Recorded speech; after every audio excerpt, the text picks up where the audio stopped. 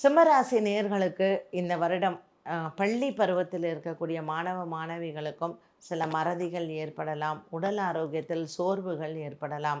சனிக்கிழமை தோறும் ஆஞ்சநேயருக்கு வெற்றிலை மாலை சாற்றுவதும் வெண்ணெய் காப்பு சாற்றுவதும் சிறப்பு. ஹயக்ரீவரை சென்று வழிபாடு செய்வதும் உங்களுக்கு நல்ல ஒரு பலனை தரும். ஞாயிற்றுக்கிழமை தோறும் ஹயக்ரீவருக்கு ஏலக்காய் மாலை சாற்றி வழிபாடுகளை செய்யலாம். சிம்மராசி அன்பர்களுக்கு இந்த வருடத்தில் பெண்கள் குறிப்பாக என்ன தெய்வங்களை வழிபாடு செய்தால் இவர்களுக்கு நன்மைகள் கிடைக்கும் அப்படின்னு பார்த்தீங்கன்னா, சமயபுரம் சென்று சமயபுரத்தாளை வணங்கி வருவதும் மற்றும் திருவேற்காடில் இருக்கக்கூடிய கருமாரி அம்மனையும் வழிபாடு செய்யவும்.